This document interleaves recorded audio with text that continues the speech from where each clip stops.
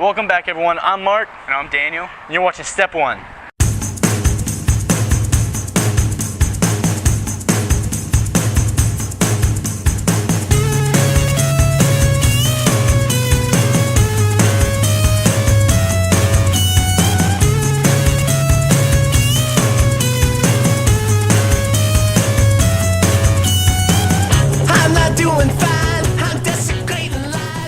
Welcome back to Step 1. We're going to kick it off today with some beige boxing, which I really think you'll enjoy. So let's go. So you want to do some freaking, but you can't get your hands on a lineman's handset. Well, today we're going to teach you how to tap into one of these, a neighborhood box, just a $5 phone from Walmart and some alligator clips. Alright, the great thing about this is this entire setup cost me about $8. $5 phone from Walmart. Alligator clips cost less than $2, splices were 89 cents, and just a razor blade, needle nose pliers, a screwdriver, and wire cutters that are just laying around your house. Well, the first thing we're going to do is connect the coiled cord to an uncoiled cord so you don't have to be right at the box to listen in. So we're going to go ahead and clip the ends off of both of them.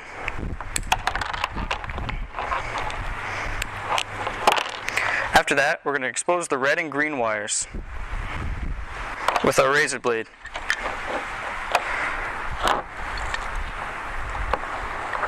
Alright, so now that we've got the outside insulation off both the coiled and uncoiled wires, we're going to go ahead and splice them together. You're going to stick red with red and green with green. Make sure you push the wires all the way in, or the splice won't make the connection.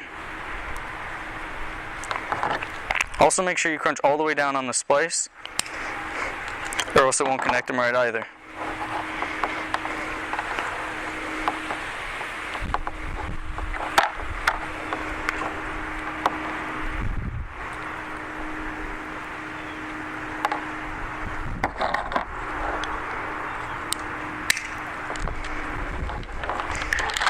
Now that we've got that done, we're going to attach the uncoiled cord to the alligator clips. We're just going to go ahead and clip the end off of that and expose that insulation, or the red and green wires underneath. This time we're actually going to have to strip the red and green wires and expose their copper. Now that we've got that done, we're going to loosen up the screw on the alligator clip.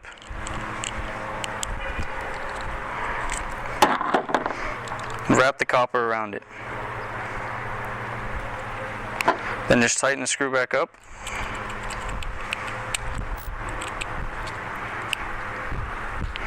Move on to the next one.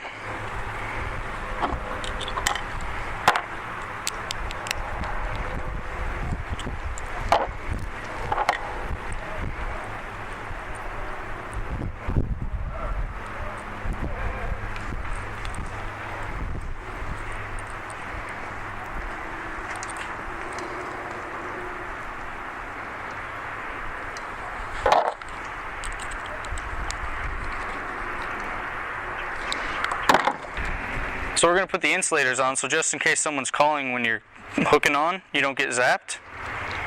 And let's go test it out. Okay, now that you've made your beige box, I'm going to show you how to hook it up at the terminal. But since this is perfect video evidence for a court case, I'm going to go ahead and show you on the side of Mark's house. Okay, I heard the phone ringing inside, so I know someone's on it. I'm just going to clip in and see what's going on. Remember, red to red and green to green. Did you hear that? Hear what? Are you sure this line is clean? Yeah, of course I'm sure. I better go. Wonder what that was all about. Alright, that was some really basic phone freaking. Later on in the series, we're going to revisit it and show you how to really get some stuff done. Alright, well let's go ahead and keep things going and head over to Danny's, and we're going to show you how to build a home theater PC. Hey everyone, thanks for coming back to my house. What we did so far is we showed you what you can do with your home theater PC, and now we're going to show you what the home theater PC consists of. We took it out of its home to show you what kind of parts we put in here, give you some recommendations depending on what you're going to use it for. That way you know what all went into putting this thing together. Alright, so once you pick up the case, probably around $80, you can get a nice one like this for around that price. Yeah. And you can just throw in a regular ATX motherboard. We just doing like a $50 one, AMD socket A board, because they're very cheap and you can get pretty good processors for them. Was there anything that you thought about when you were building this computer? Anything that you deliberately bought this as opposed to something else? Like as far as like the drives or maybe the cards that you put into it? Yeah, well, the main thing I was thinking about when I was thinking about home theater PC is video and audio. So for the video card, I got a 5700 Ultra. I originally had a 6600, but the power supply wouldn't support it. It came with a 300 watt power supply, which isn't enough for the 6600 GT. So I had to put my dad's 5700. And for audio, I got an Audigy. It doesn't Audigy have 1, right? Yeah, it's an Audigy 1, which is really decent, but it didn't have optical. So I had to get a digital I/O connector card for it from Creative. I had to get it from Creative. It was about $60, and Not that too gives bad. me just gives me digital connections. All right, and just following right down the PCI slots, I noticed one of your last cards is your wireless adapter. Did you go with B, G, and which one did you go with? Well, I went with the cheapest route just because right now I don't need to do anything really, any big file transfers or anything like that. Wireless B was only $15 for one of those cards, and that's mainly for surfing the internet, things like that. If you want to do file transfers, that's when you really notice a big lag. It takes like 2 hours for something real small. You're probably going to need G or even N or pre-N. All right, and as far as this card, because it's really far away from where our router's at, how much was like the extension antenna for it? Well, the extension antenna, it was only $15, and that main reason I got that is because I had to bring the antenna from the back out to the front because the entertainment center kind of blocked the reception. All right, and as far as the drives, we didn't put a floppy drive in here. It would just be too cramped. So instead, we put 2 hard drives in its place. What size did you go with and why? Yeah, well, the main is 120, and the secondary is a 200. That's the biggest hard drive I had, and there wasn't any room in the case to hook it up, so kind of taped it. Still works. Yeah, and that holds most of the movies and games, stuff like that. As far as optical, the optical drive is regular DVD burner with dual layer capability. All right.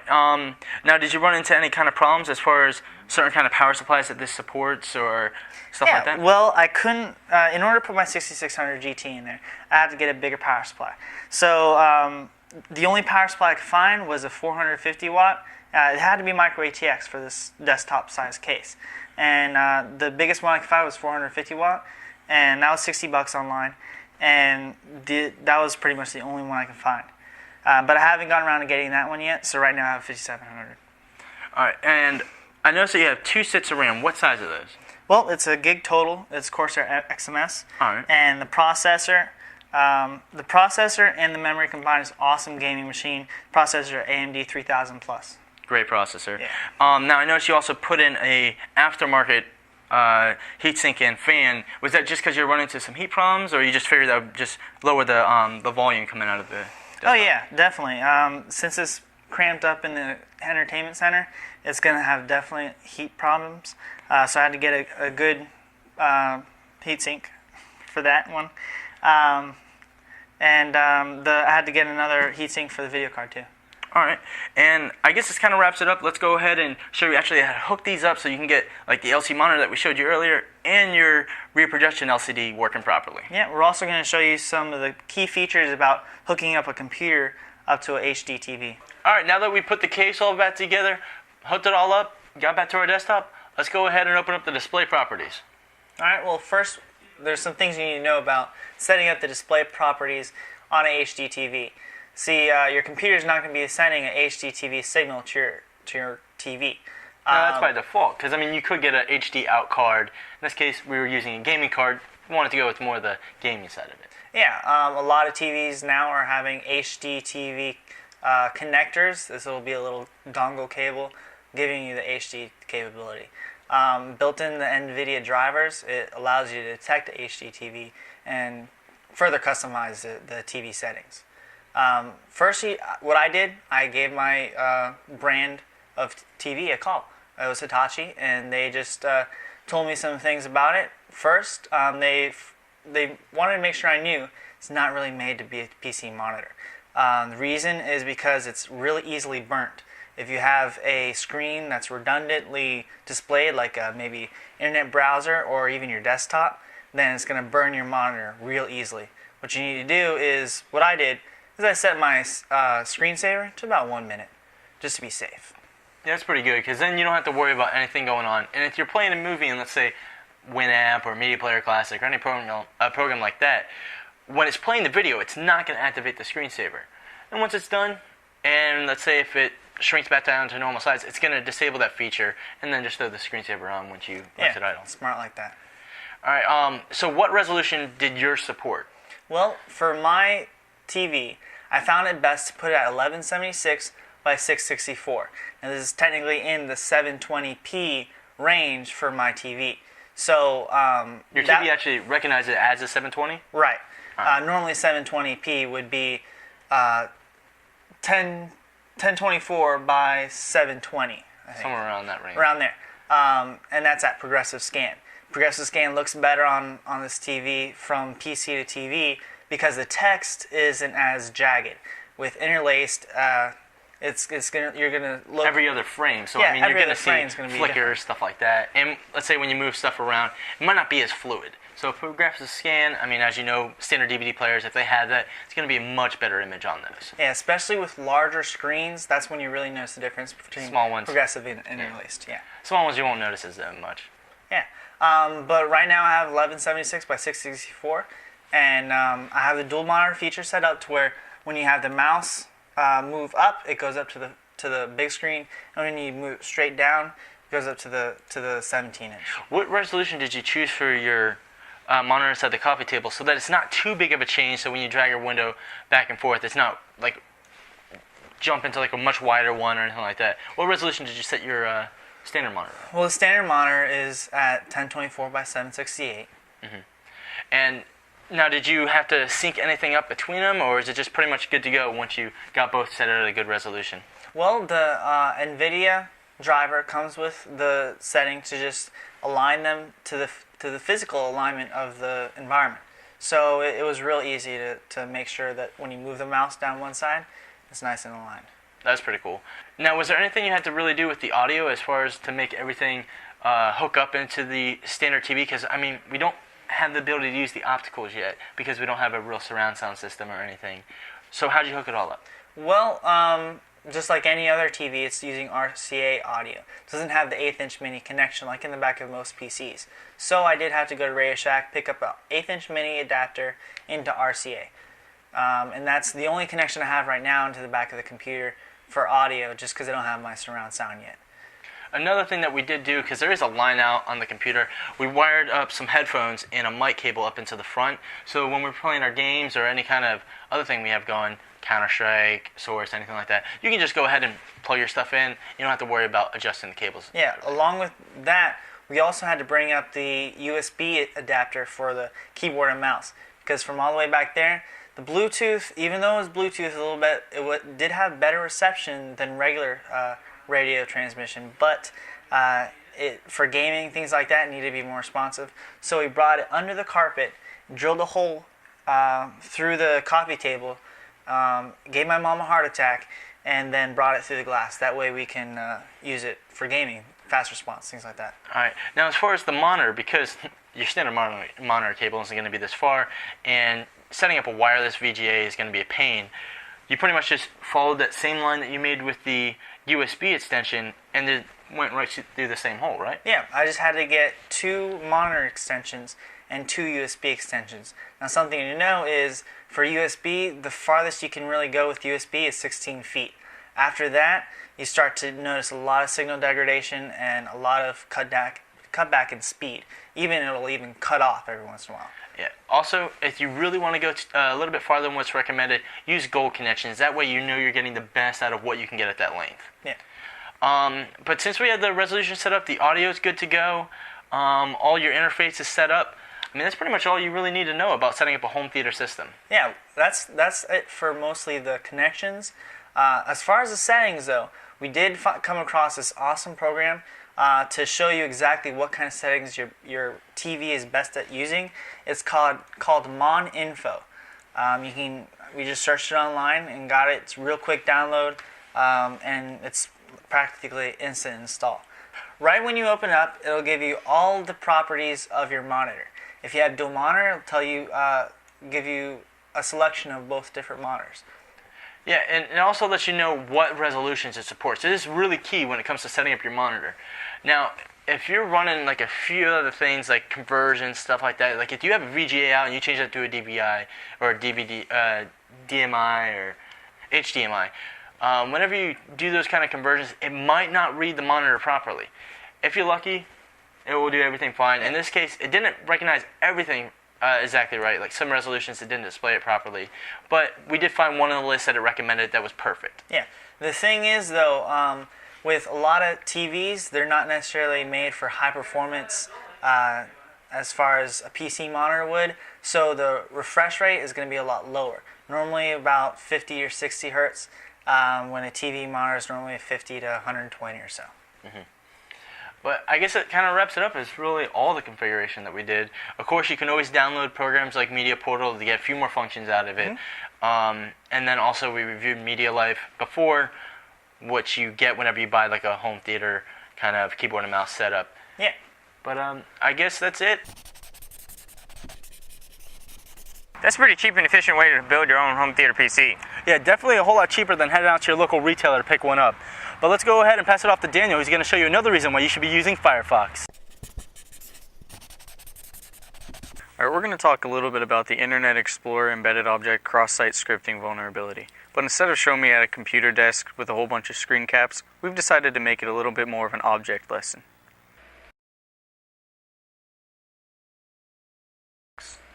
It sends HTML files and embedded objects through the same file stream, and the rendering engine is unable to detect the beginning and the end of the embedded object. This makes it possible for an attacker to save malicious code as an image file and only provide the image headers. For example, an avatar in a form could contain malicious code, thus making it possible for the attacker to steal your cookies. Your cookies could contain such personal information as your IP address and maybe your logon for that particular form. Other browsers such as Netscape, Opera, and our browser of choice, Firefox, are not susceptible to this vulnerability because of the way they handle embedded objects. Firefox sends the HTML file and embedded object down two different streams. That way, the malicious code is just read as an error in the image file, and all you get is a little red X. Basically, the point that I'm trying to get across is, use Firefox.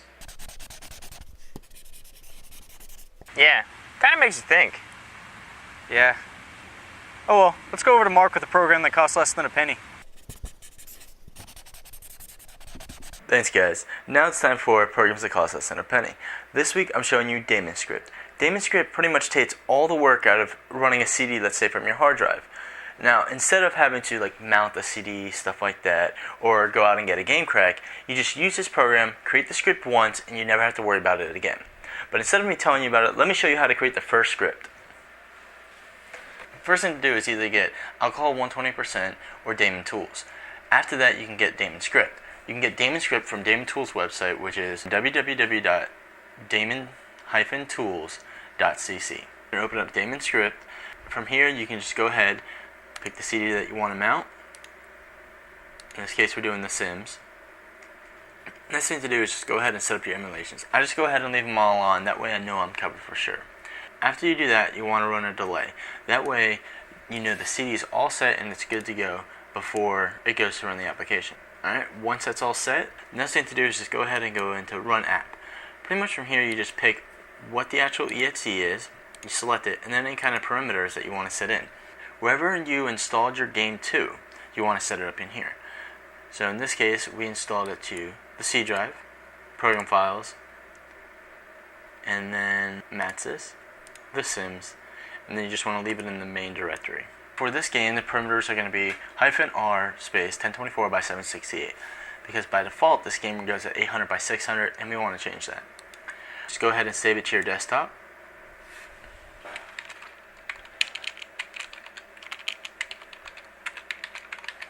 And just repeat that for all the other games that you have, and you'll be set.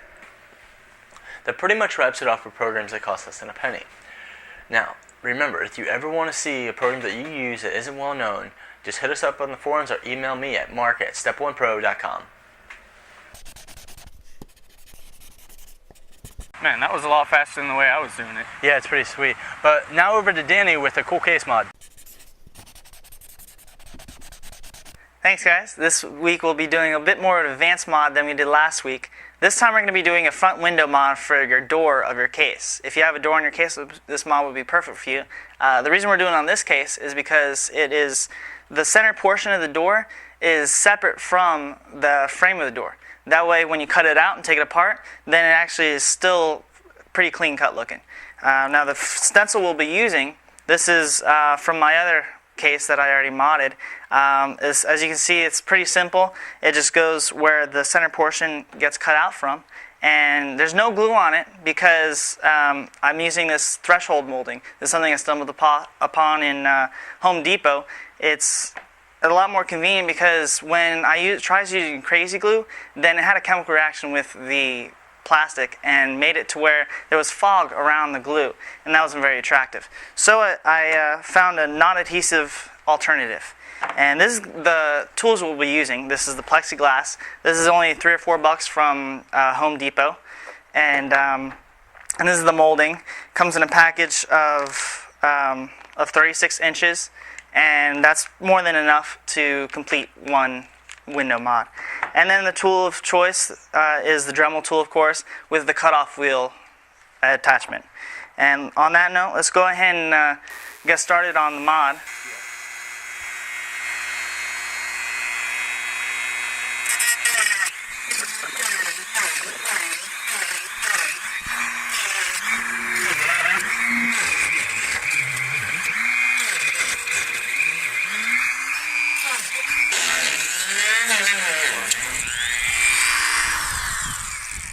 Alright, let's see how far we've gotten so far.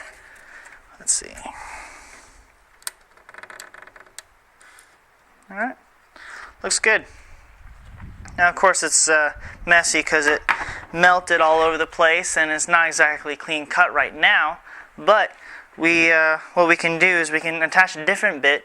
We can put a grinding bit on there and just go and clean up the edges real quick before we put the glass on. Alright, so let's go and do that.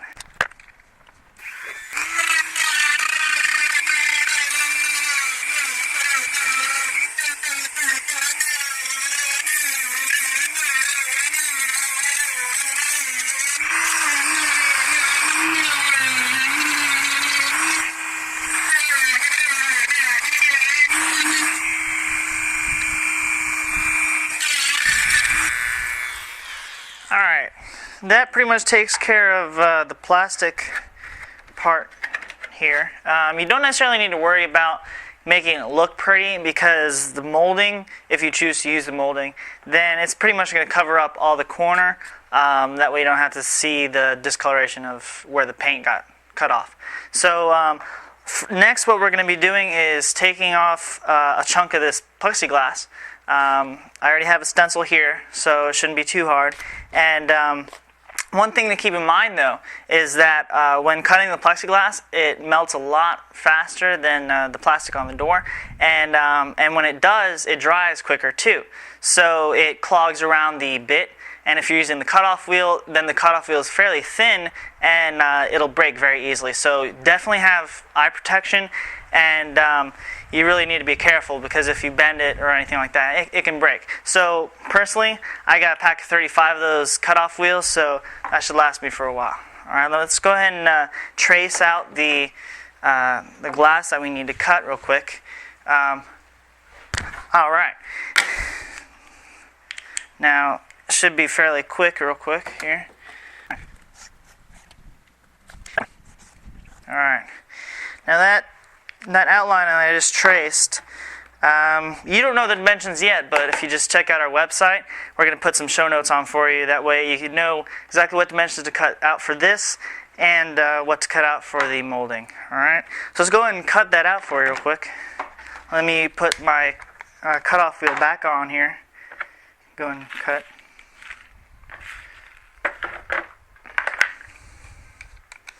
Alright, so we can go ahead and cut the glass. Eye protection.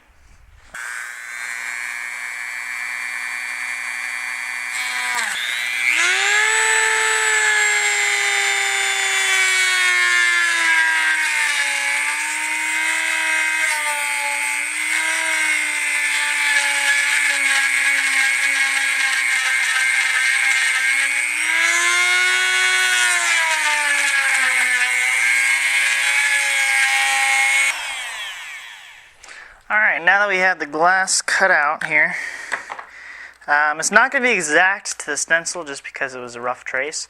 So what I'm going to do is take off the protective plastic sheet here, and I'm going to have to put the grind wheel back on and smooth out the edges just to make sure it's a perfect fit in here, because if it's not, if it's maybe too small, then it's going to be loose and it might fall out. If it's too big, then it's probably just not going to fit.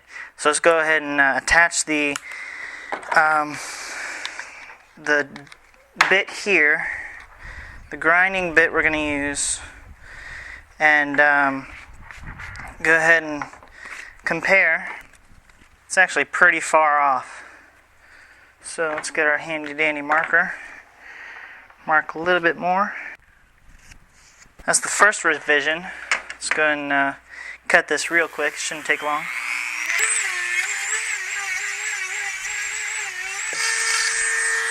Alright.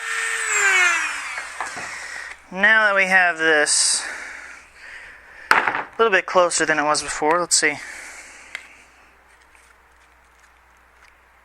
That's actually pretty perfect. Alright, let's go ahead and take off the cover here. Alright, let's see. How well does this fit in the molding? That's pretty close. Let's see. Now when we put the molding on, what we're going to need to do is the molding has two sides. This is the reason I selected this, is because one slot is for the glass, fits right and snug on there. Now when you cut the glass yourself, you might want to make it a little bit smoother. That's right. That's how it goes on. If you put it on the door itself, it'll actually slide in a lot better.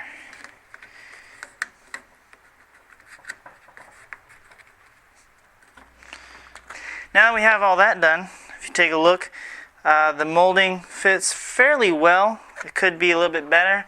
Just make sure you have a little bit more better dimensions, better numbers next time whenever you try and do this. All right.